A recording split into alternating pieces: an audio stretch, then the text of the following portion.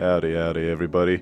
Welcome back to another episode of Nerd Hell, where my punishment is gluttony. It's me, the destroyer of buffets and Brazilians. And it's me, the simp for Call of Duty, aka every 12-year-old. Oh god, so this week was my roommate's birthday. Yeah? And he wanted to go to this place called Toscanos. And I've never been there before, but it's Brazilian barbecue, right? Oh, dude. No, barbecue. No. Brazilian buffet. Yeah, like Brazilian meat buffet, right? Is that the kind of place where they have like the red light, green light, but for meat?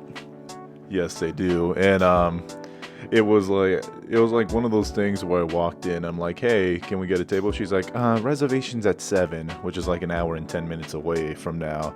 So I walk out like to our group because we had like 5 people. And I was the one that went in because out of my group of nerds, I am the assertive one. You are the assertive one, okay. That's hilarious. I mean, because, like, out of the friend group, right, obviously, like, they choose me because I'm the most intimidating-looking person to go deal with shit. She won't say no to me. I will eat her. I'll burn down her church and then, like, take her villagers as slaves, like a Viking. I don't fucking know. Yeah. Oh, yeah. So I'm like, hey, she says we gotta wait till 7. Y'all cool with that? Everybody's like, yeah, we're cool. So I walk back in. She's like, I'm so sorry. Can you wait till 7:30 now? Oh my god. And I said, yeah. Yeah? I said, yeah, because, well, the restaurant was absolutely packed. Yeah, dude. It's like they're popular. They pop off, like, a lot. Yeah, and I didn't know. I've never been. If I knew, I would have, like, made a reservation the day before. But, it was my homie's birthday, so whatever. Why didn't your homie go, like, ask for it? I mean, he's being a real sussy baka right now, if I can say it right now. It's his birthday. He doesn't have to cross his boundaries of talking to females if he doesn't want to. Oh my god, dude. Is he okay? Is he like an incel? Oh no, he's just homeboy shy. Oh, he's just shy. Okay, I get that one. I get that part, right? As someone who is painfully shy and is forced to communicate with others that will frequently rip him apart and do that kind of stuff, I fucking get it. So, yeah, that's good. So, we arrive, we finally get to sit down. It was like a 10-minute wait because she was like, we're still catching up on people from 7. I felt so bad for her because, like, she obviously was new, but she was the only one that was, like, doing anything. Mm-hmm. Dude, and then we sat hate down. Those positions. Like, those are the fucking worst. I've worked those types of jobs. Oh, absolutely. They're awful. Like, they really are. You're just sitting there like, please don't get mad at me. And then, like, you have the people who are so fucking... Because, you know, you're obviously the nicer one of the people. You're just like, yeah, sure. I get it. Don't worry, right? Hey, just do your job, right? Then there are the people who, like, will literally sit down and the waiter walks up, won't even say hello. They'll just say, like, Dr. Pepper, no ice. And... Like, ouch. Yeah, I know. You're looking at those people, you're like, fuck those people. I agree with no ice though, but I think she was all right because the restaurant was full of Canadians. Oh, it's full of Canadians. What are Canadians doing in Utah? I have no clue, but I realized it because I'm like, all these people look like they're in the same group. And then they say, like, blah, blah, table for 19. And, like, some guy stands up and he goes, I'll give you my reservation for $100. Hey. Yeah, that's when I would have said, fuck you, Scalper. Well, we sat down, and at first, they were, like, super packed, so the meat came slow. Like, the meat guy came by every 10 minutes. And the regular buffet they have over there is very underwhelming. I will say the cheese bread is top tier. Oh the my cheese God, bread yeah. is OP. It's meta. It's Dude, so Brazilian, good. like, rancho food is so fucking good. Like, back when I used to eat meat, I would, just fucking chow down on that shit, right? So, yeah, continue on. Sorry, I keep interrupting. No, I get it. It's so good. And so it was like the meat came by every 10 minutes. So I'm like, well, I guess I'll just keep filling up at the buffet in between sessions. And then... like the party of 40 that was there left. Yeah. And then it was like meat every minute. Yeah. And I was there for like an hour and something. I didn't say no. I outlasted all my group. Yeah. And then And then when I finally gave up, the checks, it took so long for them to bring us our checks that I got hungry again. Yeah, you got hungry. You're just sitting there like, dude, it's been 12 hours. I need to fucking either leave or you need to bring me some more fucking meat. Oh, Bring those yeah, sausages, those spicy sausages over here. They're not chorizo. They're whatever the Brazilian equivalent is. So. Oh yeah, we had to specifically like request for chicken hearts. Yeah. They're not as tasty as I would have expected. No, dude, because the heart doesn't really have any flavor to it because there's no... It was very rubbery. Well, yeah, because hearts are like it's the muscle that basically works all the time. And the whole thing is that like muscles that work all the time, the meat becomes rubbery and chewy because that's what strong muscles are. I mean, I used to work as a butcher, right? So I fucking know this shit. And heart, like usually good tasting heart is like you have to add like a stick of butter in order to make the heart actually taste kind of decent, right? So, you know, in like, because think about it, right? If you're anywhere, if you get a cut of meat from anywhere that has a large amount of fat parts to it, it will taste really good. It will taste really nice. But if you have like meat that is, you know, constantly worked, it's not. It won't. That's why cows either are fat, or if you're like venison, you kill them when they're babies. So... there you go. Also, I would like to add this to the list of buffets that haven't kicked me out. Yeah? I've been kicked out of 3 all-you-can-eat places before. Oh, shit, dude. Well, I'm glad that it showed that you have a fun time with your friend with this stuff. Oh, yeah, it was a good old time. Great food. We watched Eternals, which I had 0 expectations for. Better than I expected. That's a good 3 out of 5. Go watch it if you can have a chance. Mm-hmm. The Eternals? Yeah, the Marvel movie. Isn't that like whole movies like them try to explain why they didn't do shit when Thanos came? That was so funny. Like during the trailer, it's like, why didn't you help with Thanos? And they're like, we only help when it's deviants or internals evolved. And I'm like, well, Thanos is an eternal. Yeah. 100%. Like in the comic book. Are we just going to forget that? Are we just going to step over that fact? Yeah. So that's when my instant list, like, we would just be like, okay, great. Fuck all of these people. I don't fucking care if they're like immortal demigods or whatever the fuck. Fuck these people. We only do... okay, yeah, sure, whatever. Right? You know, great power comes great responsibility. Spider-Man 1. Boom. Fuck you. That's my kind of shit. I can't believe these actual like celestial beings were shown up by Tobey Maguire in the game of morality. Not even that, it's fucking Uncle Ben, right? Uncle Ben is a human uncle, you know, that is, you know, it dies in the very first like 20 minutes of a movie series. He's always the one that does it. I don't know, still. Well, I'm glad that you had fun with your friend. I'm glad that you got to see some stuff. I know it's been a frustrating weekend for me, especially with the whole car shit. Yeah. And I think it's I'm more upset that because, all right, so everyone and the fans know that like I'm basically a simp for the Ford Bronco. Like the 2021 Ford Bronco is better than the Wrangler. That's right. I'll say it. Fuck you, Jeep Wrangler simps. You know what you're doing wrong. And he said it. I mean, that to be said, I've always wanted a Jeep Wrangler, right? But the Ford Bronco not only looks better, I feel like it's more comfortable too.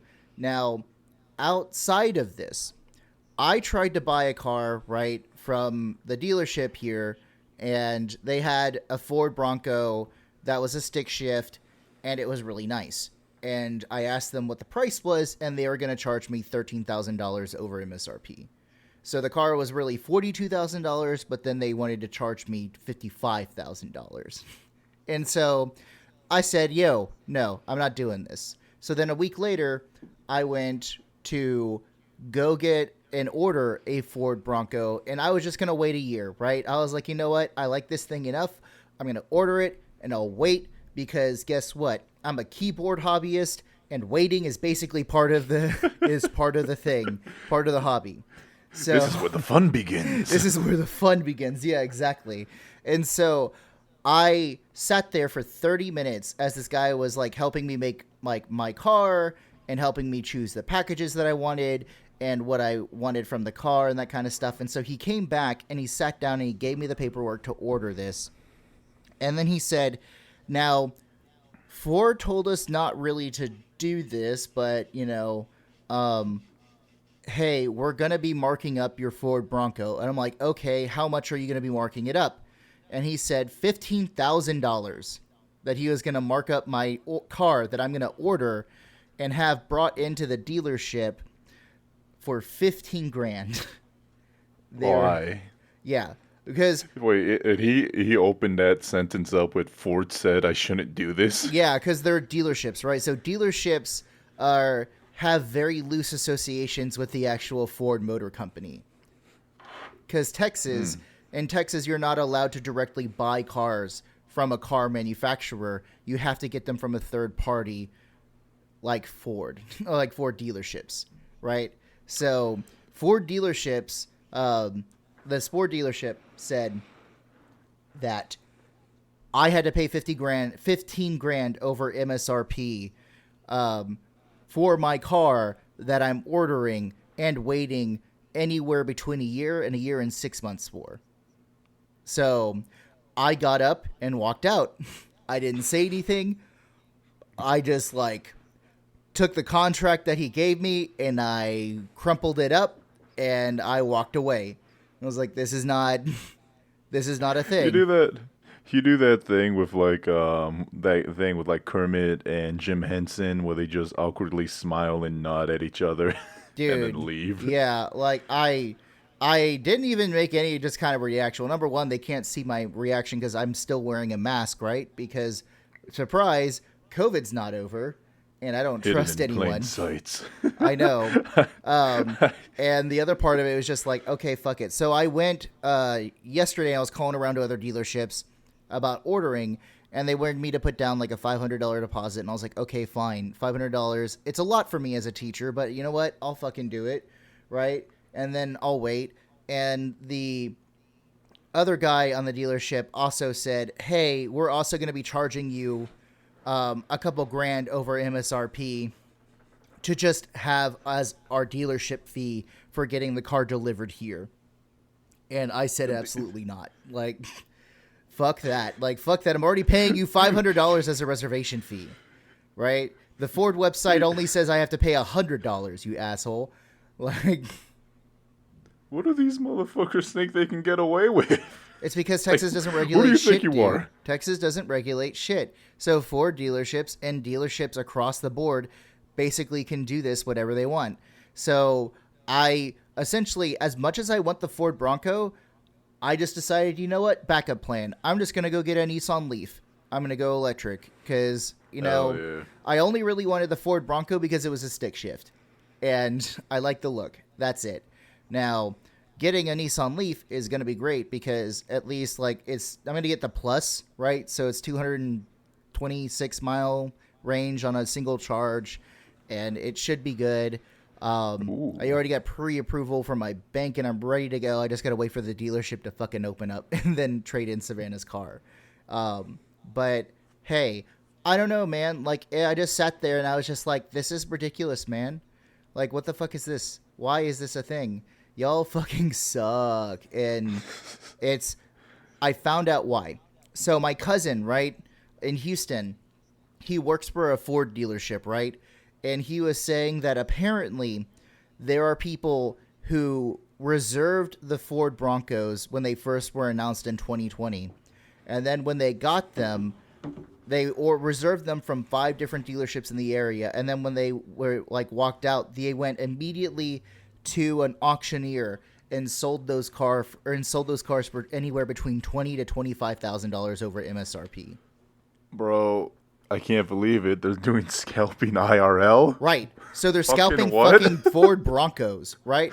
I love the Ford Bronco. Like I said, I am a 100% simp for the Ford Bronco, but holy shit, y'all. 20 grand over MSRP? No, this car is not worth 20 grand over MSRP. If I'm going to pay $55,000 for a fucking car, I might as well buy a fucking Tesla if that's what I'm going to do. Honestly? Yeah. Yeah, that's a better deal. Right? Or even if I'm going to pay 55, you know what? I'll just put in a reservation for the new Ford Lightning truck, right? I might as well be a Texas boy and get a truck anyways. I'll scalp it out myself. Yeah, right. Scalpers ruin everything, man. Like, they're ruining everything. Like, I can't get a PS5. I can't get an Xbox. I can't get anything. I can't even get a Ford Bronco. Like, what the fuck? I hate this so much. We live in the worst timeline. And that's also really funny that I'm being so fucking crybaby about this stuff, right? I'm being a little baby baka right now. I'm just basically crying about, I can't buy my car. I can't use my conspicuous consumption. When in reality, I'm fine, right? I have a working car. I have running water. I have electricity. Dude, I have a great fucking desktop that I'm using right now to stream this fucking bullshit. So obviously I'm first world issues right now. And I felt really bad about that the entire day yesterday when I was pouting about not getting a Ford Bronco. And then I was like, dude, why am I pouting? Why am I such a little baby about this right now? Fuck me. And I was just like, okay, great. Self-guilt. But yeah, that was my weekend. And still, so I'm glad that you got to have a happy weekend because it was a frustrating weekend for me. You can have a happy weekend for both of us, you dick. Not so much that. It's just, man, I don't know. Like, I hate scummy people. I hate the whole experience too of like going to a dealership and having these people who mislead you and lie to you about the car and everything that they're like doing and like, oh, don't worry, we got your best interest at heart. Don't you worry, Robinson. Like, you know, I'm gonna be your lawyer here. I'm gonna like help you out. Like, if someone says I'm gonna be basically like your lawyer, I'm gonna be like your financial advisor, I'm only looking to get you the best deal, that is a massive red flag for our listeners. To our 3 listeners or our 1 fan. Right now, I'm going to tell you right now, if anytime you go to a dealership and this person tells you, hey man, I'm just looking out for you, they are fucking lying to you. They are trying to scam the fuck out of you. I do have an ace in the hole though for when I'm trying to get my Nissan Leaf. And that's my stepfather, because my stepfather is one of the meanest men on earth, and he was in the special forces. And he has bought over 16 cars in his life. Yeah. So it's safe to say this ain't his first rodeo. So I'm a roll up like a baby in a stroller with my dad pushing the stroller. Like, what now, bitch? What now? Huh? Yeah. How much is this Nissan Leaf for? Yeah. How much is this Nissan Leaf? Yeah. Or are you wanting to get a Nissan Leaf too? Oh, I've been wanting to because my Kia is slowly falling apart. It's at the point where I need to fill it up with oil like every payday. Luckily, not like a full oil change, but just like get like a 8. Yeah, I got to top it off every payday. Yeah, my Mini Cooper had those same issues, which sucked because I love the Mini Cooper. Honestly, I would still fucking drive I love my Kia. I love my Mini Cooper. I would still drive it. It was stick shift. My Mini Cooper is a stick shift, right? I could drive that shit all the time. Maintenance on that thing was a bitch, though, because it was a British-made car. Now, still, yeah. So I don't know, dude. You got that foreign whip. Well, I mean, here's the thing, though, right? Like, my family, right? We're all like fucking foreign bougie bullshit people, right? So, like, it's just we want cars that last a long time. And the cars that last a long time usually have really expensive upfront costs to them, right? Or you go like Japanese. And my dad has a little bit of like Asiatic phobia, right? He's a little bit of an Asian phobe. And that's because he grew up in a time that just ended World War II, right? So, and my dad himself also had people that had fought in World War II. This is kind of show you a little bit of our family history. So I had a great uncle, right? I had a great uncle that was in the Bataan Death March. And he was so fucked up from it, he would usually only shower, shave, get a haircut, and change his clothes once a year. And then he couldn't sleep in beds, and so he would dig a foxhole out in the backyard and just sleep there. No matter if it was rain, snow, or shine. He was fucked up from the entire experience. So he was 225 pounds when he went into the Bataan camp. He was 96 pounds when he came out 4 years later. Jeez. Yeah. So my family has a little bit of like, I don't want to say justified, but like we didn't buy like foreign Japanese or like Asian made cars because of like that kind of history. But I'm just like, I don't fucking care. I'm that way. I'm looking to buy a Nissan Leaf, a Japanese made car, right? So hell yeah. So, I mean, my great uncle Jinx, I'm sorry that you're looking down at me from heaven with disappointment, but you know what? You're fucking dead. So you can chill out. And I'm just going to enjoy my Nissan Leaf. So, eat a dick. Well, speaking of morality and eating dicks, Unfotable. Unfotable is an animation production studio. They're known for stuff like Fate Zero, God Eater, a little anime nobody really knows called Demon Slayer. The founder it was arrested for 20 months over tax evasion. Wait, what? The founder of Unfotable was arrested for 20 months over tax evasion. Oh my god. Damn, okay. So the prosecutors are seeking a 20-month prison sentence after the first trial of the anime studio's founder and former president, Hikaru Kondo, for violating the Corporation Tax Act and the Consumption Tax Act, starting on September 17th. Yeah? Yep. Okay. Well, so you fucked, boy. Like, that's the... He was sentenced for denying the corporate responsibility of paying taxes in good faith. Who would have known that anime? And I think the funniest thing about this, everybody's whining like in the comment section and Twitter about, what about Demon Slayer Season 2? Dude, and Demon Slayer Season 2 will be fine. He's fucked, though. Cause... Yeah, he's... whoosh. I don't even want to think about Japanese prison. Dude, Japanese prisons are basically like concentration camps. Yeah, that's what I thought. They're fucking horrible. Like anyone that actually like goes into a Japanese prison, it's not great. Like it's bad. Like US prisons are not good by any scale. Like no scale whatsoever, but Japanese prisons will fuck your shit up.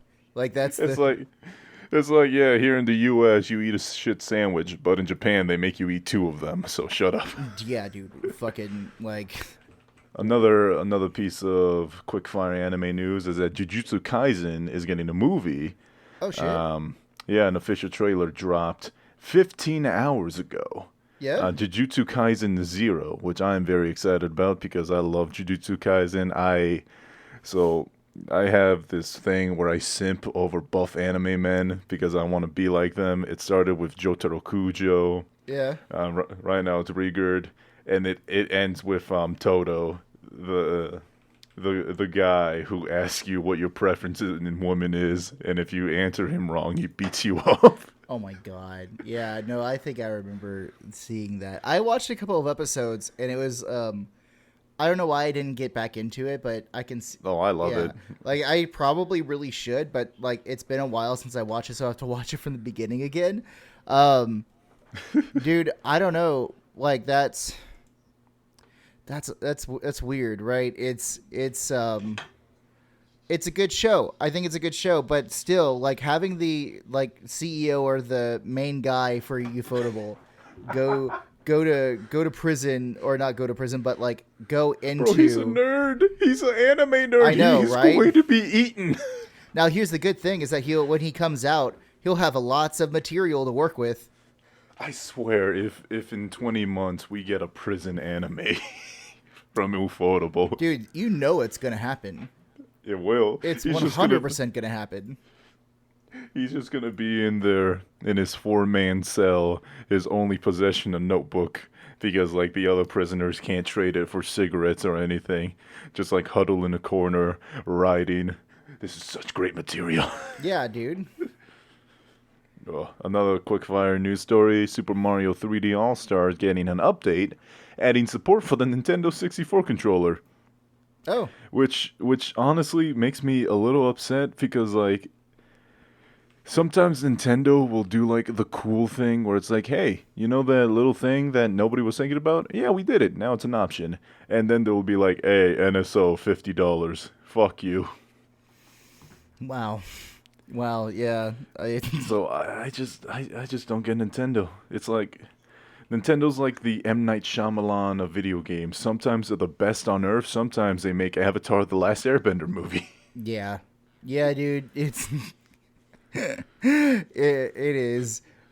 Hey, man.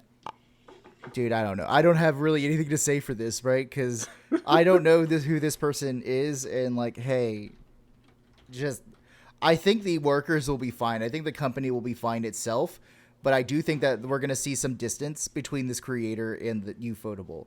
So there's like no shot that they're gonna on that. there's no shot that he's gonna be there. I'm sorry, man. Like I'm stun locked on that one.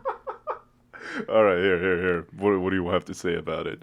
I don't have anything to say about it, right? Like that's the thing is that there's nothing to prove, right? Like the Japanese government obviously has enough evidence that they're going to arrest him. Now, does that mean he's guilty? No, because we have that presumption of innocent until proven guilty. But Jesus fucking Christ, the Japanese like justice system is vicious. So, you know, Oh, absolutely. Hey. And in Mexico, I saw the telenovela where somebody did something bad. He got arrested immediately because in Mexico it's guilty until proven innocent. And I don't know that for sure, but it happened in Que Pobres Tan Ricos. Yeah. Yeah. Still. Man, I don't know. So, speaking of Mexico, right? Oh, what's up? 'Cause, you, you know- you trying to step to me? You stepping to me now? I'm stepping to you. You know what? I'm fucking trying to help you out here, you motherfucker. So, All right. Coco, right? We like Coco. I like the movie because like it's kind of like a sneak peek into Mexican culture because I am very much a white guy, right? I know very little about Mexican culture beyond what Savannah tells me. So, and Coco, right? The whole thing is that China has a very strict film censorship bureau that has requirements of what needs to be cut out of film, right? So, you know, in paragraph 4 of the censorship guidelines published by the State Administration of Press, Publication, Radio, Film, and Television in 2008, any film containing the following content must be cut or altered. 1. Distorting Chinese civilization or history. 2. Disparaging the image of the People's Armies or People's Army, armed police, public security organ, or judiciary. 3. Showing obscene or vulgar content, exposing scenes of promiscuity, rape, prostitution, sexual acts. 4. Showing content of murder, violence, terror, ghosts, or supernatural. Oh, wait, supernatural? Yeah. They don't get Ghostbusters in China? No. So they like. The whole thing is that the all possible stuff is that there's also there's other things too. There's 3 other like things that you have to cut. 4. Propagating passive or negative outlook on life. 6. Advertising religious extremism. 7. Advocating harm to ecological environment, animal cruelty, killing or consuming nationally protected animals. Or 8. Showing excessive drinking, smoking, or other bad habits. So, like, that's just real life. Yeah, right? So the censors have applied paragraph 4 prohibition against goats to virtually eliminate spirits or supernatural elements from Chinese films and to ban such foreign movies like Frankenstein, Pirates of the Caribbean, Dead Man's Chest, Crimson Peak, and Ghostbusters. Yet Coco, right? Coco, the whole thing about ghosts in the afterlife from Dia de los Muertos, right? With more ghosts than Pirates of the Caribbean, somehow escaped and sailed through censorship review without even a single cut being required. And so a lot of people are kind of like, oh shit, how did that fucking happen, right?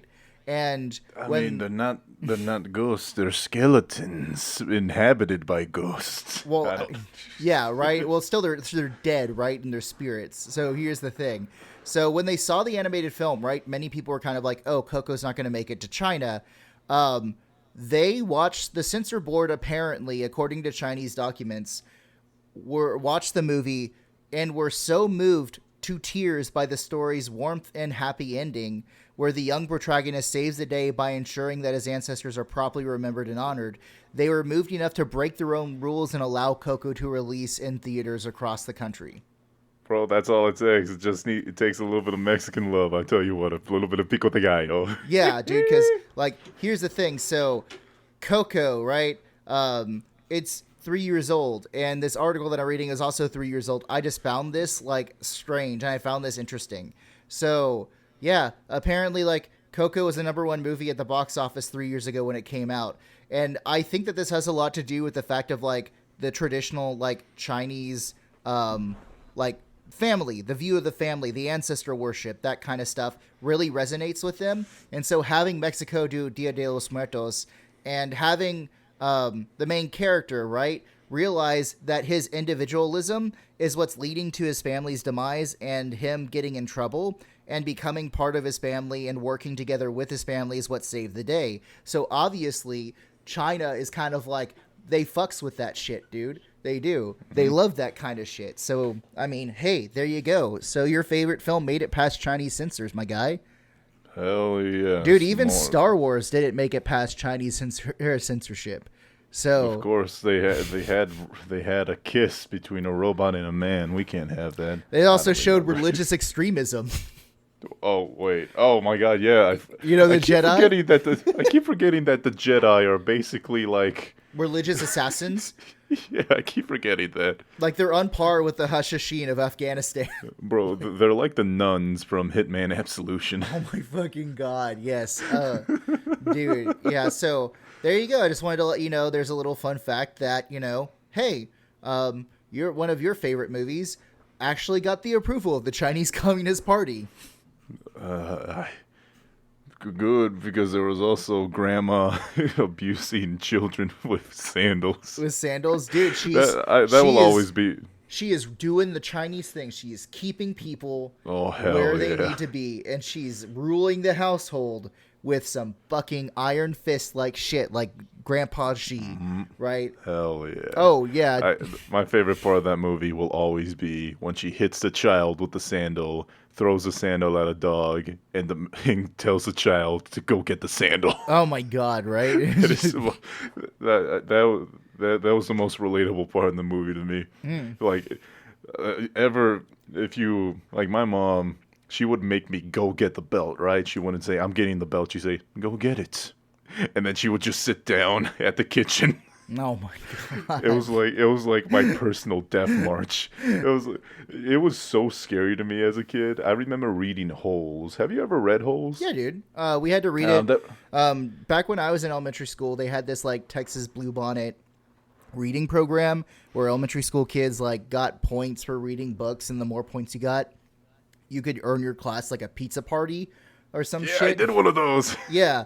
And they even had like this little like system you could take on the computer that had questions to make sure that you actually read the fucking book too. And yeah, dude, I was a master at that. Like, I had read 100 books like that year, and because I wanted a fucking pizza party. Motivation. Hell yeah. So there was a part in Holes where Stanley, he's going to like the director's, the warden's office, the mean lady's office, right? Because he did something. He's like, this must be, he started like enjoying the colors of the trees, noticing the breeze and the wind. And he thought to himself, this must be what it feels like for a man walking to the electric chair, enjoying every last bit of life he can. That's how I felt when I had to go get the belt. Yo, man, like, I lived a good life at 7. Yeah. I die in the next 5 minutes, and then she's gonna make me eat. And then she's gonna make me sit at the table and eat while she tells me how much she loves me. Dude, I never really like had that. Like, this whole thing is that like we never had that thing where it was like, you better wait until your dad gets home, because my mom would do it herself. Exactly. Insert Thanos meme of like, fine, I'll do it myself. All right, dude. So before we continue, let's go ahead and take our break. Viewers, I recommend you go drink water, because I almost died at that meat buffet, because I was 90% meat, 10% liquids at one point. Yeah. Which is not healthy for you. I'm sure it's not. Yeah. We'll see you in a second, folks.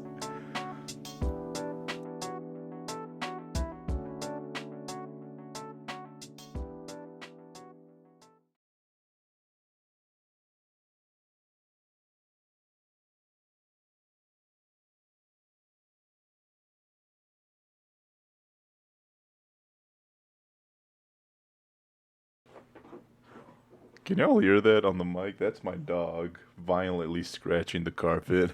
Welcome back, Oh, everybody. I hope you're very well hydrated because honestly, dry lips are the worst thing on earth.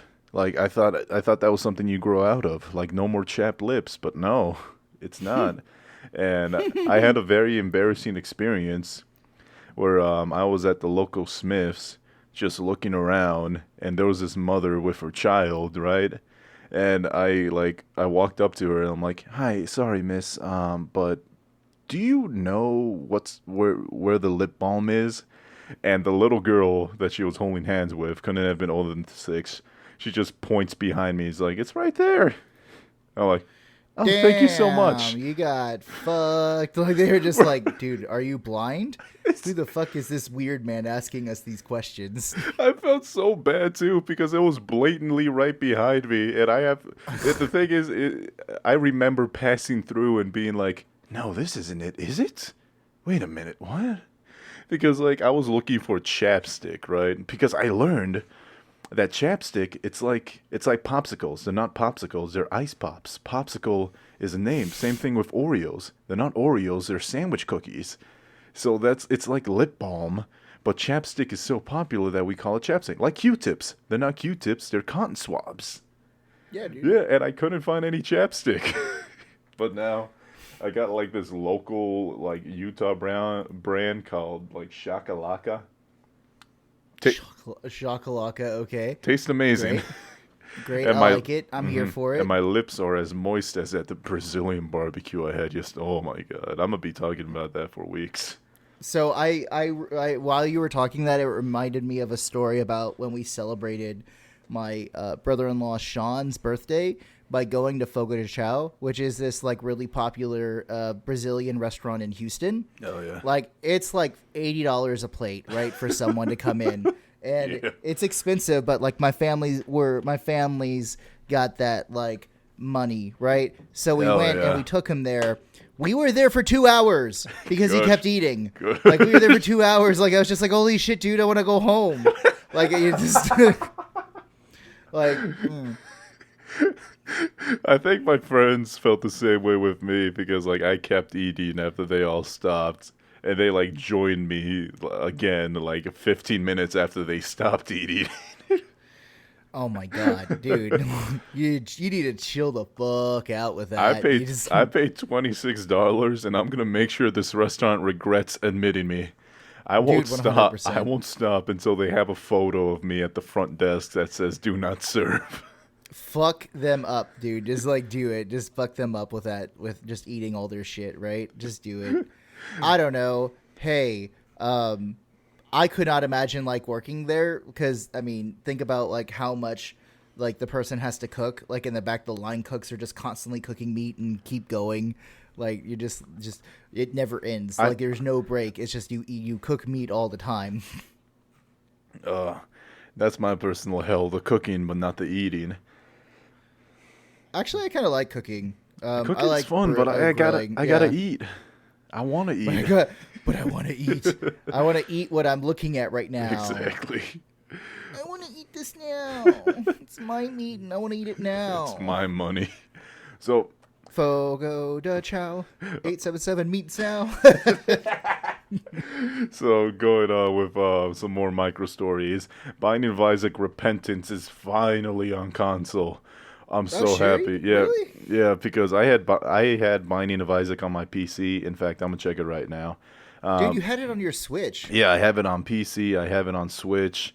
On my Switch, I have over 200 hours on it. I have like I forget how many secrets there are, but I have about 300 something secrets unlocked out of 400 something secrets. So like on my Switch, I am 80% complete.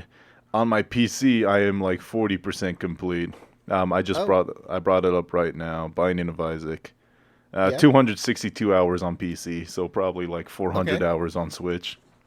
Hell yeah. So this is the final DLC for Binding of Isaac. It's called Repentance, and it came out like January of this year. And I had a decision to make. Do I forfeit 60% of progress to play the DLC on my PC? or do I just wait for the Switch version to come out? So the Switch version's finally out, so I'm gonna download that, and I'm gonna start playing again. I can't wait to sink another. I love this game so much. So another 500 hours gone. Elden Ring. Hey. Yeah, what's up? Hey. I mean, hey, honestly, I can't judge you, man. We're all gamers here. And if you're not, fuck you, get the fuck out of here. Yeah, this is. Or wait, not. I mean, listen to us anyways. This is gamers only club, and guess what? You can't even blame it on you being a jock because I'm a jock too, bitch. You know what? This is gamers only. GAYMERS, like the gay gamers. They're only those can listen to me talk. Bro. They zone out when you Robinson talks. bro, as a power lifter, I gotta admit, like bodybuilding is the gayest thing on earth right now. Dude, it's men in thongs. I'm gonna tell you, just flexing at each other. Like, what is it? There was a lot of people who think like, oh, I'm gonna go into bodybuilding and like women are gonna admire my muscles. No, it's just gonna be other dudes admiring your muscles. Dude, it is only fellas. Like women, they will like not even glance at you more or less, but all the guys would be like, so how do you get these muscles, bro? You looking good. Do you think I should take creatine? Because that's what happened to me. Oh no! So I started working out because I'm like, you know what? I really need to start taking care of my body. It was like one of those maturity things when I first moved out, because I'm like, wow, nobody takes care of me as an adult. Like I have nothing and no one, so I really need to start taking care of myself. I need to take care of this body, so I started hitting the gym. Yeah. And I started looking the way I wanted to, right? Like I look like a high school anime character, but like freshman. Yeah, I look like Deku now. Okay. I'm trying to look. Man. I'm trying to look like Jotaro, but I look like Deku right now, which I'm happy about. And as soon as I started getting the body I wanted, I'm wearing tighter shirts. I'm using my arms more because I like showing them off, and all the bros are like, dude, you're looking good. What do you work out? And I like it. It's just not it's not what I expected. You're flexing the manly meat with the manly men. Yeah. Yeah. We are men, manly men. Dude, what? How? So Elden Ring. Elden Ring will feature a 4K enhanced mode and a 60 FPS performance mode. And as somebody with like a high-end PC that's getting up there in years, I appreciate that because if it's for me when it comes down to it, performance over graphics 100%. Like that's just me. So I really appreciate that they got like, hey, if you got that 3090 fucking like a computer that has enough processing power to land the rocket ships, you can get that. If you don't, we got you. Performance mode. You good. I really appreciate that. Yeah. I think it's great. Honestly, man, like I love anything like From Software produces. Sekiro was like day one for me. I bought that like 100%. Nice. Like Dark Souls has been one of the like a staple for me. Like anytime like I have this 100% like thing of like, dude, I'm really kind of like upset or I'm really, sad. I play Dark Souls because apparently getting the shit beaten out of me like makes me put like life into perspective. It's a good time. So, and I'm also excited to see how the world building from J.R.R. Martin kind of affects the whole process, because a lot of this has been, the creator of Dark Souls and From Software. That's his baby. It's his stuff. And seeing Martin come in to like give some foundational background to this entire world and this entire thing. Now, should Martin be writing the last Game of Thrones book? Yeah. Dude, do it before you die, because you're not a healthy person. He's quite the gentle sir. And, I just need to, hey, I don't know, man. Like, bro, I just need this. I need this game in my life right now. Yeah, I really do. I remember, like, on episode 2, we talked about, like, Aztec Dark Souls, like, what the Dark Souls games we want. But now that they're bringing in, like, movie directors, I want a Wes Anderson Dark Souls now. Stop motion Dark Souls. With like Owen Wilson as one of the bosses. Oh, wow. Yeah, exactly. He's just like, but it's Owen Wilson as like depressed because every Owen Wilson in every like Wes Anderson film is always like depressed or some kind of fucking like alcohol abuse. So, hey. The final boss, the nefarious Mr. Fox. Dude, 100%. My last mini story is that Xbox is developing its first MMO that can be played on any platform. Basically, Xbox Games is working with a Finnish studio called Mainframe to make a cloud-native MMO. The goal here is to make an MMO that anybody can play. Basically, World of Warcraft, but even more expansive. Because when you look at World of Warcraft and you look at your PlayStation 1, it's the same. So I think that could be an interesting idea. Because if it's like a free to play with like cosmetic payments, could be great. If it's like a $5 monthly subscription or $20 like World of Warcraft, still could be good. It could be interesting is what I'm going to say. And for my final news story, this is like my real news story. Masahiro Sakurai, the creator of Smash Brothers, also the creator of the Kirby and Kid Icarus series, was asked about the future of Smash. Because originally, this is something that happened, like when Smash Ultimate came out, he was interviewed, and they asked him, like, excuse me. They asked him about like the possibility of the sequel. He straight up said impossible multiple times, which makes sense because Smash Ultimate really is the ultimate goddamn game. They got Disney to play nice. Like I have no clue. I have no idea what Sakurai did. But then when asking about him again, he again, like after Sora came out, he clarified. He said like it was impossible at first to make a game this good, right? It's not that there will never be a Smash Bros. Again. It's just that we can never make a Smash Brothers like Ultimate ever again. Like, and I understand how, because for one, you got to think of scaling, right? Because Smash Brothers Ultimate, it's Ultimate because everybody's here. How long can we have everybody, right? That's impossible if it's not. If it was only Nintendo characters, sure, whatever. But since it isn't only Nintendo characters, we're gonna lose some people, right? Yeah. Here are some highlights from the Famitsu interview with Masahiro Sakurai. I am not thinking of a sequel. I am not thinking of it every time. However, I can't say with certainty that this would be the end of Smash. I need to think whether I must release a Smash game or not, even if I have to do something that would disappoint users, such as, not being able to get all the characters back. I currently don't see a path where Smash can be produced without myself.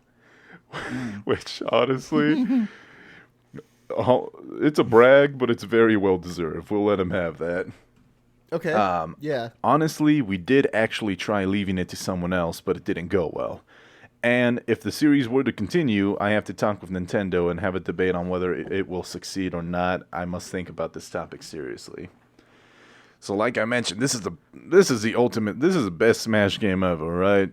And as we know, Sakurai doesn't like copy success. He tries to build on top of success. Okay. Which is going to be very difficult to do with Smash Ultimate. And when he said he thought about leaving it to someone else, we can't expect somebody to put in as much work as Masahiro Sakurai does. For example, just Minecraft Steve. In order to put Steve into the game, they had to reprogram every map in Smash. That's over 100-something maps. They had to reprogram every single one just so Steve could work. Whenever there's a new character, they have to reprogram Kirby. They have to for the more characters this game has, it's not like for every character we have an hour of programming. It's exponential. So it's like it's squared. Yeah. And I mean, it shows you how long they've been working on this, because this game's been out since 2018? Yes, it has. I remember this game came out when I moved out. It came out during finals week. And I remember me and my homeboy, we were like, all right, we get 1 day to play Smash. Yeah, and we it's literally December 7th, 2018. Yeah, we literally played from like 8 a.m. to 8 p.m. And we were like, all right, Sunday, time to get back to finals. Dude, yeah, shit. I get it, right? Because this has been his child ever since the original Super Smash Brothers came out. Mm-hmm. And Masahiro, right, has kind of been the director for a long time. I mean, he's, 51? And he's been working on this game for, like, the last 20 years. He looks very good for his age. I know, he does. Well, it's because, like, what is it? A lot of rich people have the money not to be fucking stressed out, right? Good point. So, yeah. But still, like, Masahiro Sakurai, his entire thing is about Kirby and Kid Icarus and Super Smash Brothers. He better make Those another. are his big three. He better make a Kid Icarus game on Switch. Uprising on the DS is fun, but we need that with like a real controller. Yeah. Well, still, like, I understand his tired nature, right? Because it's one of those of he's been working on this game literally since 1999, and he's been doing this game since 1999, and I'm pretty sure that like just it keeps going and going and going and going, and like I think I remember reading back in like 2013 he kind of like disclosed to everyone that he has like calcific tendinitis in his shoulder, which like causes him pain whenever he moves his like right arm. And I mean, Yeah, he had a program with a tracking ball. I know, dude, that's fucking brutal. So he's given basically his life, blood, sweat, and tears to this game, and it shows. It does. That's why this game is so fucking popular and it stands the test of time. I mean, we're talking about Super Smash Brothers being made in 2018. God, what is that? That's like 4 years ago. It's about to hit its four-year anniversary. Most games die out after their first 6 months, right? Yeah. So, him doing this, it's devotion, and it's a lot of work, and it's a lot of like sleepless nights about whether or not he's making the right decision.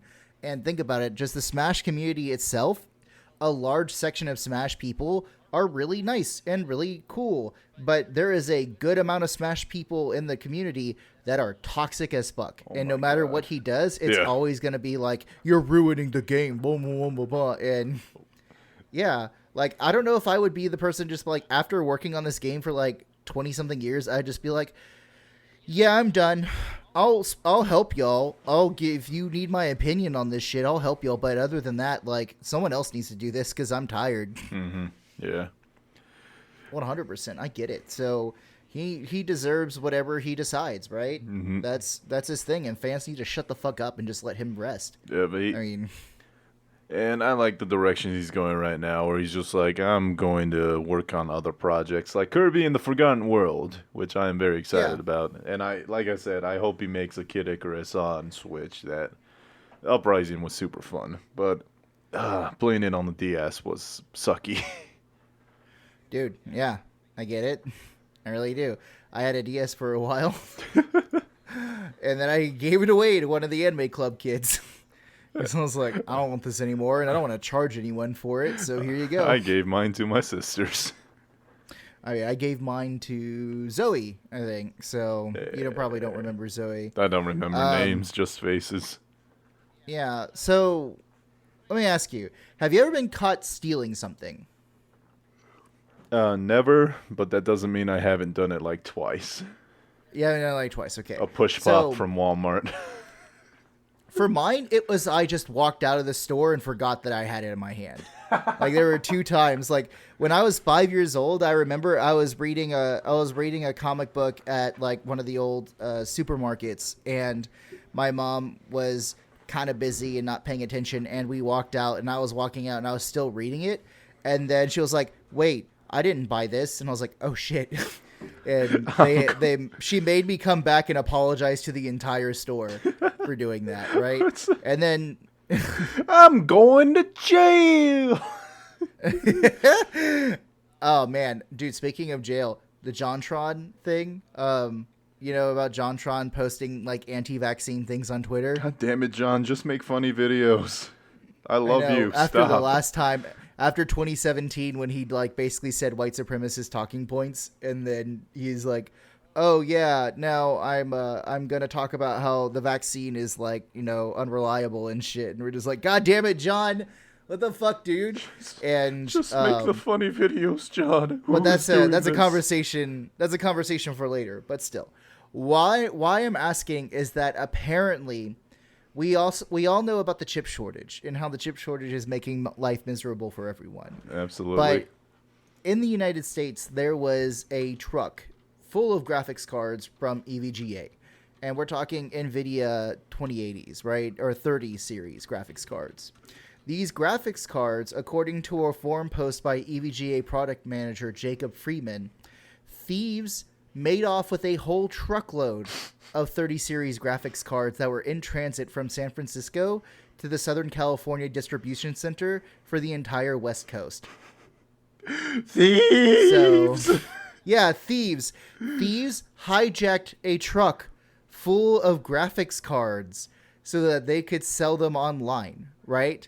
So I mean, it's very profitable. I'll give them that. So according to TheVerge.com, if you think you may have a card that was involved in this theft, you can find out by entering your card's serial number on EVGA's warranty status page. You can also check by attempting to register your card on My Products section on this site. If you can properly register your card, then your card has not been snatched, right? But if it is, right, then they won't honor their warranty. Which, number one, how is that your fault, How is right? that my fault? I bought this shit at Best Buy. Or what if, like, you bought it on eBay, right? If someone's, like, buying, you got a really good price on eBay, and it actually turned out to be a 3080. Why would that be your fault, right? But still, the post warns users that it's illegal to, quote, buy or receive stolen goods, as well as conceal, sell, withhold, or aid in concealing, selling, or withholding that property. EVGA says that it will, quote, not register or honor any warranty or upgrade claims on stolen graphics cards. I stand behind the fact that it's not my fault. Dude, I 100% stand behind the fact that it's not my fault fucking too, right?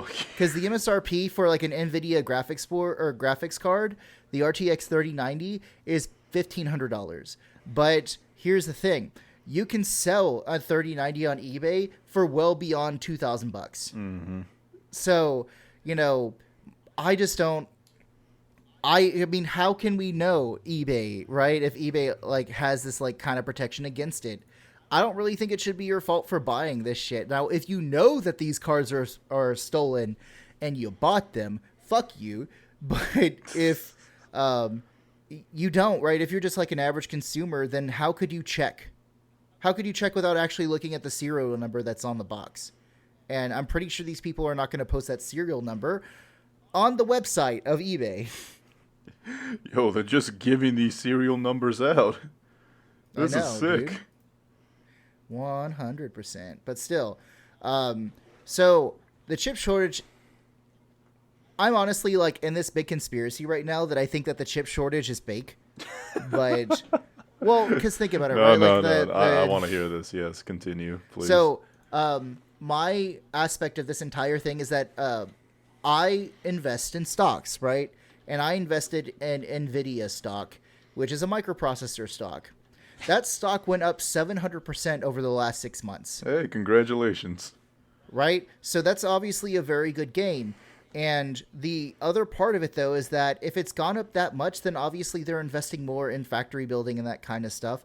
So I don't understand, especially if you have factories, how you could not rank up the building process. Because I know that everyone is competing for microprocessors because guess what? Microchips and graphics cards and all these other fine electronics. Number one, it's really hard to get the fine metals for it. Number two, everyone needs them now because there are computers in basically everything, right? Mm-hmm. So I get why there might be a shortage, but it's been 18 months, right? Or 19 months, whatever, like almost close to 2 years since the pandemic started. We should not, with their factories and forums should be ranking up the production of this. And if they're not, and they're purposely doing it, then they can keep the price artificially high, right? Which is good for them. Why wouldn't they want to do that, right? Because that's capitalism 101. It's what is it? The price? The supply and demand economics, right? There is a limited supply, and if they keep it artificially low, then the demand is like severely high, which it is right now, then, they can make a ton of money off of it. So, yeah, but hey, the other aspect that's happening is that the Nintendo Switch, right? Yeah. Is one of the best-selling consoles of Nintendo's lineup. And, like, for the last, since, like, 2017, they've been, like, the number one console as far as sales go for a long time. So Nintendo has kind of been a relatively quiet company over the last quarter, because Switch units have sold 3.83 million units, right, between July and September. So, yeah, 3.83 million units times what? Switch is like $300, right? So you're making good money, Nintendo. But that's kind of a big drop from last year. Last year, the company moved in the same time from between July and September, 6.86 million units. So, do you want to know how many Nintendo Switches have been sold since 2017? Yeah, go ahead and let me know. 92.87 million units. That's just kind of juicy. That's almost Right? 100 million. Holy cow. Yeah, 100 million times what? Like the original price tag was like $400 for it, and then like it got cheaper as it went on, but still, like that's just it's still I don't know. It's a lot of money, right? It is the reason why Nintendo keeps making hand over fist with money, but Nintendo says that the extended impact of both COVID-19 and the global semiconductor shortage creates a state of like continued uncertainty, and is revising its Switch sales forecast for the financial year down by 1.5 million units. The company had previously expected to sell 25.5 million consoles between April 2021 and March 2022, but has now set the figure to 24 million. However, Nintendo isn't altering the expectations for revenue, and actually experts operating profit to be 4% higher than previously predicted.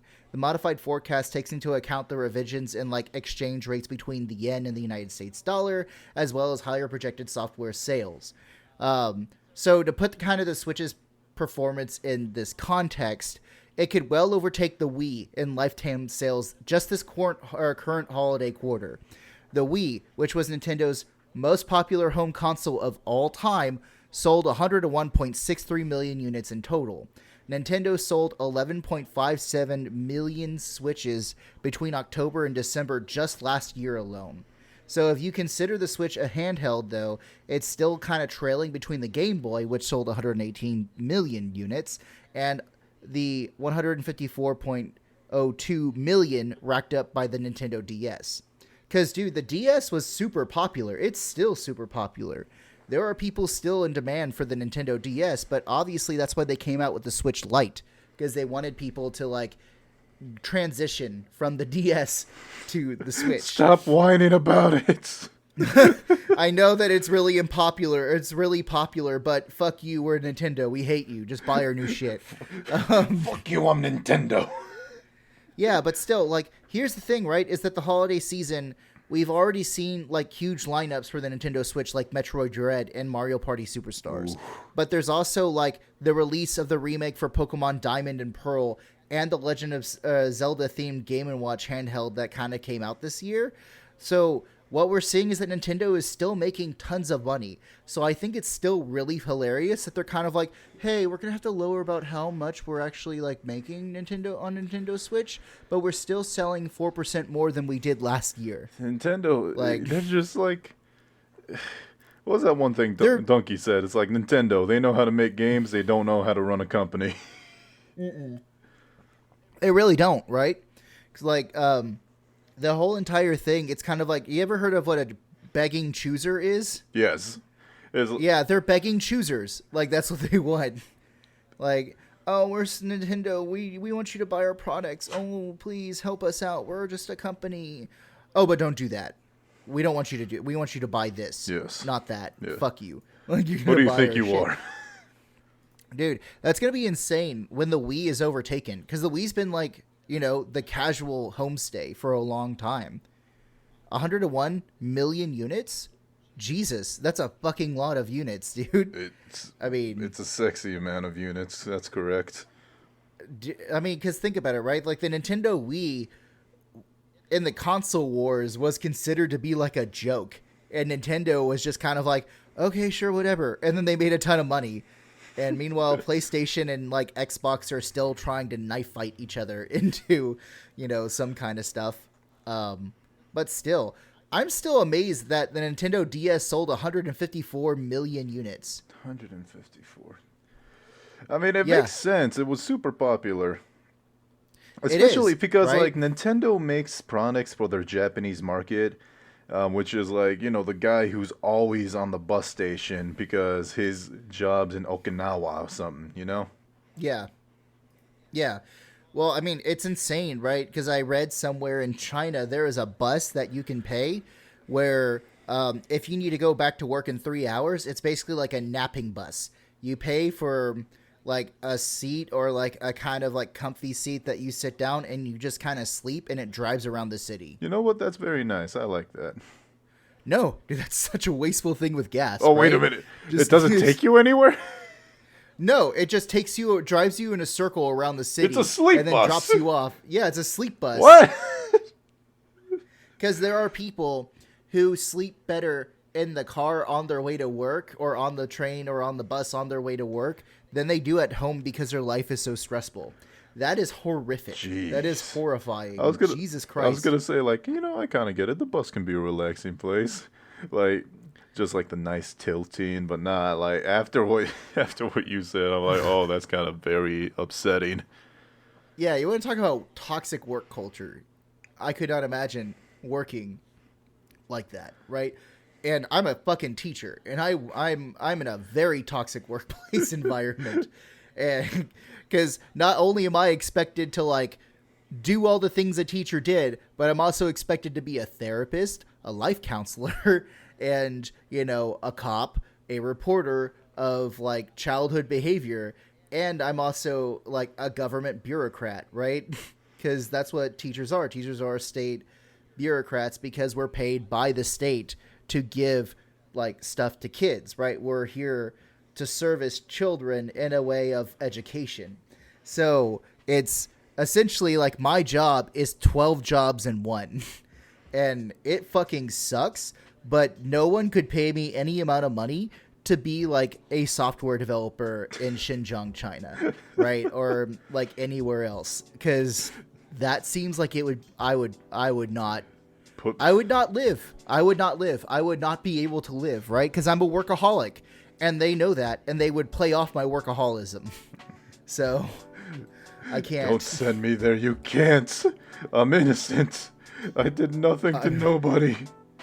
Please, Shidada. I didn't know that. I didn't know that was improper. I don't know. Dude, I still... Like, Nintendo's whining about this stuff, but they're still making so much money. It makes me so fucking... I don't want to say happy, but it makes me, like, it's comedic. It is comedic to the point of parody, right? If it wasn't true. You guys are really funny, huh? You really think you have the short end of the stick here? Fuck you. Right. I don't know, dude. So, I mean, hey... I'm actually kind of hungry right now, so I might go get some food. Oh hell yeah! Yeah, because it's my last day of eating full meals before I go back to another 6 weeks of OMAD. So we'll see how this works. All right, hey. And with that, folks, we hope that you are eating very healthy. We hope that you are getting your daily doses of omega-3. Very good for you. The older you get, fish oil pills. Take your creatine. Yes, even you, little Susie, take your creatine. I don't know why your parents let you listen to us.